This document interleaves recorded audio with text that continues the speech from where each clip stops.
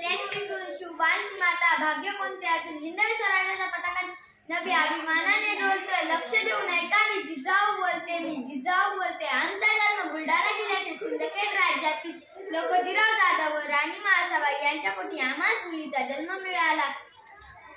आमच्या जन्मप्रसंगी 5000 असलेल्या आमच्या सैन्याच्या राज्यात आमच्या जन्मप्रसंगी दारोदारी रांगोळी काढण्यात आली, घरोघरी तोरण लावण्यात आली आणि हत्तीवरून साखर वाटण्यात आली. आमचं नाव ठेवण्यात आलं जिजा. जिजामाया जय आणि विजय.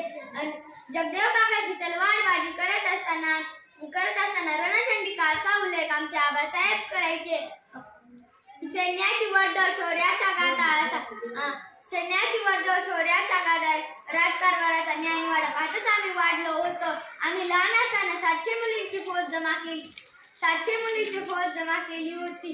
पहाटे घोड्यावरून लपेटा मारत असताना काही लोक आमच्याकडे पाहून खूप कौतुक करत. काही जण म्हणे कसं होईल या मुलीचं, काही जण नाक मुरगळ. पण त्या क्षणी आमच्यामध्ये विचारे स्वतःचं रक्षण करता इतरांचंही रक्षण केलं पाहिजे. त्यासाठी पण आपण तशी कुवत पाळली पाहिजे.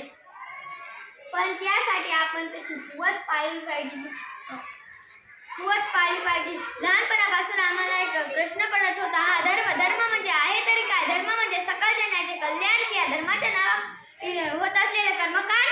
या कर्मकांडामुळे शेकडो वर्ष स्वातंत्र्यात जगलो. अत्याचार सहन करावा लागला. अशातच आमचं या क्षणी मी आबासाहेबांना प्रश्न विचारला, आबासाहेब आपण योनी सत्तेने जगत आहोत, कोणीच कसा बंड पुकारत नाही. आबासाहेबांनी उत्तर दिलं, जिजा आपली लोक एक संघ नाही, तूट नाही, सर्वत्र विखुरलेली आहेत.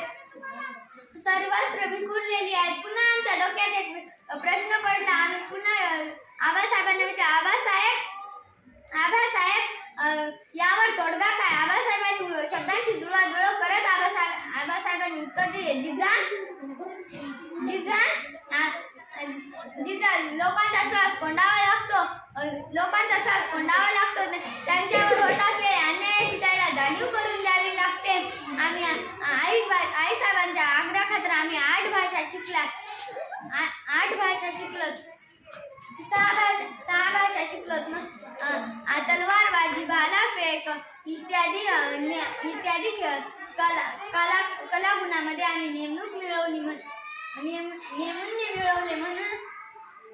नैपुण्य मिळवले. अशातच आमचा वेरूळच्या शहाजी भोसले यांच्याशी आमचा विवाह झाला. आमच्या पोटी स्वातंत्र्याचा अंकुर वाढत होता. अशातच शिवनेरी किल्ल्यावर आमच्या पोटी शिवबांचा जन्म झाला. आम्ही शिवबाला लहानपणापासूनच चांगली शिकवण दिली. शिवबाई आमची जगण्याची हिंम, शिवबाई जगण्याची उमेद, शिवबाई आमची जगण्याचा नवा दृष्टिकोन. आम्ही शिवबाला 8 भाषा शिकवल्या,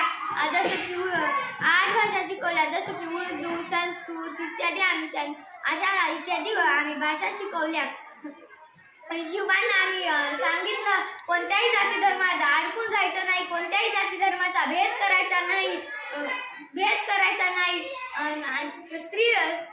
स्त्रियांचा सन्मान करायचा, आई बहिणीचा आदर करायचा. माणसाची जनावरांसारखी हिंसा होता कामा नये.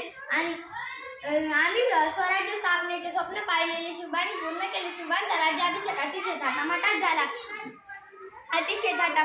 राज्याभिषेकानंतर 11 दिवस म्हणजेच की 17 जून 1674 रोजी रायगडाच्या पायथ्याशी पाचट येथे आम्ही शिवरायांना स्वराज्याचे सूत्र सोपावून आम्ही स्वर्गवासी झालो. धन्यवाद. जय जिजाऊ, जय शिवराय.